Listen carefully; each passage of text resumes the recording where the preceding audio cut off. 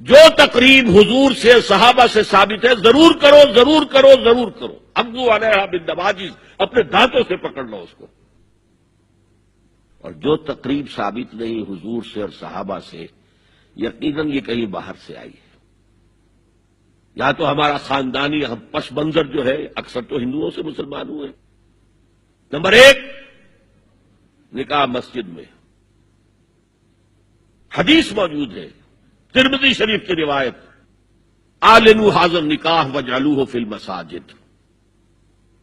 نکاح کا اعلان عام کیا کرو، مسجدوں میں منعقد کیا کرو. میں حیران ہوتا ہوں کیوں نہیں علماء کرام نے اس کی طرف توجہ دلائی. عیسائیوں نے آج تک اپنے چرچ کی اور اپنے پادری کی عزت یہ رکھی ہے کہ شہزادے اور شہزادی کی شادی ہوگی وہ بھی پادری چرچ میں آئیں گے. نمبر 2، نکاح کے موقع پر کوئی دعوت طعام نہیں، کوئی ثابت نہیں. دعوت طعام صرف ایک ہے، وہ ولیمہ ہے. اور اس قدر معقول بات ہے، سب باپ اپنے سینوں پر ہاتھ رکھ کر سوچیں اور میری بات سنیں. کیا بیٹی کو گھر سے رخصت کرنے کا وقت جو ہے وہ خوشی کا وقت ہوتا ہے؟ خوشی نہیں ہے وہاں، صرف یہ ہوتا ہے اے سائی آف ریلیف کہ ایک ذمہ داری کا بوجھ تھا، اللہ نے آج پورا کرا دیا، اتروا دیا بوجھ. تو ان سے مرغ پلاؤ کھانا اور متنجن کھانا کوئی معقول بات نہیں ہے. معقول بات کیا ہے؟ لڑکا، اس کا گھر آباد ہوا ہے، وہ ولیمہ کرے. اس پر باقاعدہ احادیث اولبو ولو بشاۃ، ولیمہ ضرور کرو چاہے ایک ہی بکری ہو تمہارے پاس. ذبح کرو، کاٹو، کھلاؤ گوشت اپنے دوستوں کو، احباب کو. یہاں تک کہا کہ بے ست طعام الولیمہ، برا کھانا ہے ولیمے کا کہ اس میں غریبوں کو نہیں بلایا جاتا. ظاہر بات ہے مسلی کھلانے کے لیے تو ولیمہ نہیں ہوتا، اپنے احباب کو، دوستوں کو بلایا جاتا ہے. پھر بھی میں تم سے کہتا ہوں کہ جسے ولیمے کے لیے بلایا جائے وہ اگر نہیں جائے گا تو اللہ اور اس کے رسول کے حکم کی نافرمانی کرے. تو جس رسول نے اتنی تفصیل سے حکم دیا ہو ایک دعوت کا، وہ دوسری دعوت میں بھی خیر ہوتا میں بیان کرتا. جب نکاح مسجد میں اور کوئی دعوت طعام نہیں تو بارات کا تصور خلاص. بارات کس بلا کا نام ہے؟ قرآن میں تو کوئی ذکر ہی نہیں، عربی میں یہ لفظ ہی نہیں. اجتماع طرفین مسجد میں ہوا، نکاح ہوا. لڑکی کو، حضرت فاطمہ کو رضی اللہ تعالی عنہا، کچھ خواتین جا کر چھوڑ آئی تھی اس حجرے میں جو ایک انصاری صحابی نے حضرت علی کو دیا تھا. ان کا تو کوئی گھر بھی نہیں تھا. کوئی حضرت علی آئے ہوں اور آ کر ودا کرا کے لے کے گئے ہوں. چوتھی چیز، جہیز کا کوئی تصور اسلام میں نہیں. خالص ہندوانہ رسم، خالص ہندوانہ رسم، خالص ہندوانہ رسم. ہندوؤں میں کیوں ہے؟ وہ اس لیے ہے، معقول بات ہے کہ لڑکی کا وراثت میں کوئی حصہ ہی نہیں. وہ تو جب گھر سے نکل رہے وہ دے دلا کے رخصت کر دو. دان دہیج یہ خیرات ہے، لڑکی کا حق کوئی نہیں ہے گھر پر. اسلام میں تو لڑکی وارث ہے. والد فوت ہوں گے، وراثت تقسیم ہوگی. والدہ فوت ہوگی، کوئی ان کی ہے ملکیت، وہ تقسیم ہوگی. شادی کے موقع پر کوئی جہیز اسلام میں نہیں، قطعاً نہیں. غلطی سے حضرت فاطمہ کے جہیز کو جہیز کہہ دیا گیا. وہ جہیز کیا تھا؟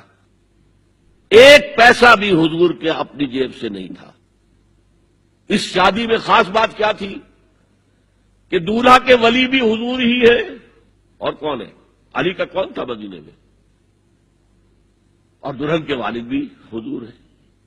اب حضور پوچھتے ہیں حضرت علی سے، تمہارے پاس مہر دینے کے لیے کچھ ہے؟ عرض کیا میرے پاس تو کچھ نہیں. وہ فقراء صحابہ میں سے تھے. فرمایا مہر تو دینا ہے. تمہارے پاس ایک زرہ ہوتی تھی؟ جی ہاں زرہ تو ہے. انہوں نے یہ سمجھا زرہ تو جہاد کے لیے ہے، کوئی وہ دولت تو نہیں ہے. فرمایا جاؤ اسے بیچو یا گروی رکھ کے قرض لے کر آؤ. وہ گئے، حضرت عثمان نے خرید لی اور کچھ دنوں کے بعد واپس کر دی ہدیتاً. یہ زرہ میں ہدیہ آپ کو کر رہا ہوں. اس وقت اگر کہتے چھوڑو علی، کہاں تو لو میں پیسے دے دیتا ہوں تمہیں، تو ان کی طبیعت پر بار ہوتا. اس پیسے سے حضور نے کچھ پیسے گھر بھیجے اندر، دلہن کو ذرا تیار کر دو اور کچھ پیسوں سے وہ ایک گدا جس میں کھجور کی کھال بھری ہوئی تھی اور 2 تکیے جس میں کھجور کی کھال بھری ہوئی تھی، ایک مشکیزہ کنویں سے پانی تو لانا ہی ہے نا، ایک چکی جو ہو یا گیہوں ہو پیسنا تو ہے نا، کوئی 1-2 برتن اور اللہ اللہ خیر صلی اللہ، یہ تھا جسے جہیز کہتے ہیں، جس میں ایک پیسہ بھی حضور کا شامل نہیں ہے۔ وہ حضرت فاطمہ کا مہر تھا جس سے بنایا گیا، ورنہ مدینے ہی میں دوسری آپ کی صاحبزادی کا نکاح حضرت عثمان سے بھی ہوا، کہیں ذکر ہے جہیز کا؟ حضرت عثمان کا گھر بھرا ہوا، ہر چیزیں موجود، وہاں تو جہیز کا تذکرہ نہیں۔ بہرحال یہ شادی کو آسان کرو، زنا کو مشکل بناؤ۔ یہاں شادی کے لیے 9 من تیل ہوگا تو رادھا ناچے گی، ورنہ یہ کہ بڑی ہو رہی ہے، عمر ہو رہی ہے، سب کچھ ہو رہا ہے، لیکن کچھ تقاضے تو ہے نا، آخر کچھ تو کرنا ہوتا ہے نا، آخر کچھ نہ کچھ لوگوں کو تو کھانا کھلانا ہی ہوتا ہے نا، بارات تو آخر آئے گی ہی نا، کچھ نہ کچھ تو دینا ہی ہوگا، کچھ جوڑے کپڑے، کچھ یہ۔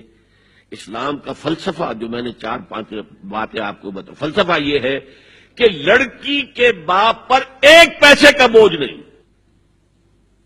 تو لڑکی پال پوس کے تمہارے حوالے کر دیا، اب اور کیا چاہتے ہو تم؟ سارا مرد آزماں مرد آفرین، مرد کو چیلنج دیا ہے، تم مرد ہو، مہر تم دو گے، اور سب سے بڑھ کر کیا ہو رہا ہے آج کل بھی ہوتا ہے، وہ ہمارے ایک کچھ کام ہوتے ہیں اسلامی، وہ بھی ہے کچھ وہی ہندوانہ پس منظر۔ نکاح کی محفل میں چھوارے کون لے کے آتا ہے؟ لڑکے والے، اور پلاؤ کن سے کھاتے ہیں؟ بھائی جس کو تمہیں مرغ پلاؤ کھلا رہا ہے وہ چھوارے نہیں بانٹ سکتا تھا؟ یہ ہے اسلام اور غیر اسلام کا امتزاج۔ چھوارے لڑکے والے لے کر آئیں گے اور پھر دعوت اڑائیں گے لڑکی والوں کی طرف سے۔